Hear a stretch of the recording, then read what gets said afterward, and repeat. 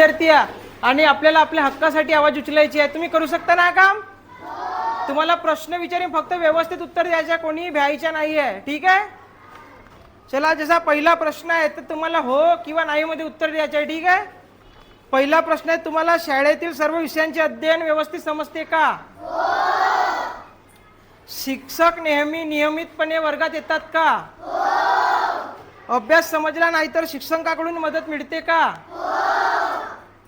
शाळेत पुरेशा पाठ्यपुस्तकांची शैक्षणिक साहित्याची उपलब्धता आहे का? शाळेत संगणक, प्रोजेक्टर किंवा इतर डिजिटल शिक्षणाची सुविधा आहे का? चला दुसऱ्या विभागाकडे जाऊया. शाळेतील मूलभूत सुविधा. शाळेतील स्वच्छ व पुरेसे पिण्याचे पाणी उपलब्ध आहे का? सर्वांना शाळेमध्ये शुद्ध पिण्याचे पाणी मिळते का? दुसरा प्रश्न आपल्याकडे, मुला मुलींसाठी स्वतंत्र स्वच्छतागृह आहेत का? स्वच्छतागृहांची नियमितपणे साफसफाई केली जाते का? वर्गखोल्या स्वच्छ व हवेशीर आहेत का? विद्यार्थ्यांना बसण्यासाठी पुरेसे डेस्क उपलब्ध आहेत का? शाळेतील वीज व पंख्याची सुविधा व्यवस्थित आहे का?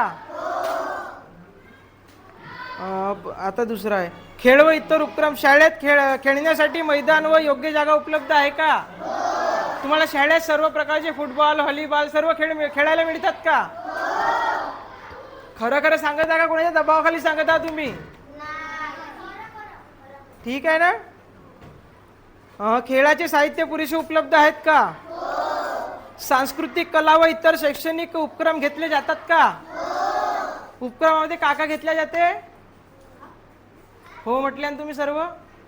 सांस्कृतिक, कला व इतर शैक्षणिक उपक्रम घेतले जातात का? हो म्हटल्या तर का घेतल्या जातात यामध्ये?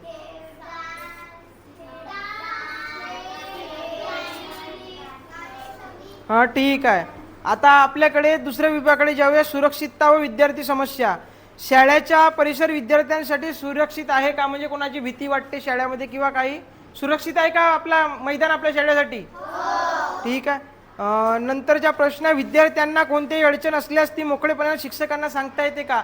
जसा कोणाला समस्या असेल, एखाद्याला कोणी मारलं किंवा तब्येत खराब झाली किंवा अभ्यासाच्या व्यतिरिक्त कोणती जशी प्रॉब्लेम असेल तर आपण व्यवस्थित जाऊन शिक्षकांना सांगू शकतो का की सर मला हे प्रॉब्लेम आहे?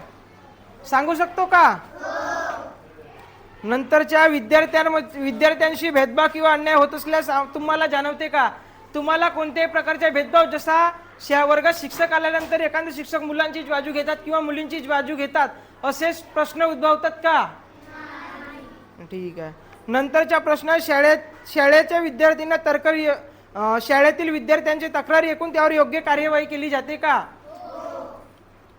नंतरच्या आहे आपल्याकडे, तुमचे मत. तुमच्या शाळेत सर्वात आधी कोणती सुधारणा केल्या पाहिजे?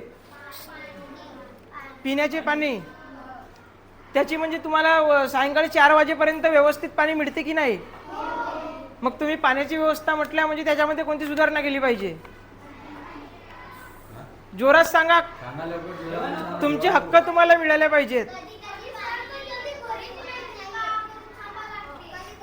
म्हणजे शाळेमध्ये जसं तुम्ही येता त्यावेळेस शाळेत पाणी वेळोवेळी मिळत नाही, गर्दी राहते ना, ते ठीक आहे. कारण ते पाण्याची जशी तहान, वर्ग सर्व एकसोबत सुटतात त्यामुळे सर्वांना पाण्यासाठी त्रास सहन करावाच लागेल. परंतु पाण्याची म्हणजे पाणी वेळेवर न येणे, तुम्हाला तहान लागते मात्र थांबावं लागते, अशी परिस्थिती उद्भवते तुम्हाला. दुसरा एक, वर्गखोल्या, पिण्याचे पाणी, खेळाचे मैदान, याच्यामध्ये सर्व व्यवस्था आहे बरोबर. 25वा प्रश्न आपल्याकडे, शाळा अधिक चांगली करण्यासाठी तुमची एक महत्त्वाची सूचना काय आहे? म्हणजे आपली शाळा सुरक्षित आणि व्यवस्थित झाल्या पाहिजे. तुमच्या माध्यमातून कोणती शाळेमध्ये एक सुधारणा झाल्या पाहिजे चांगली?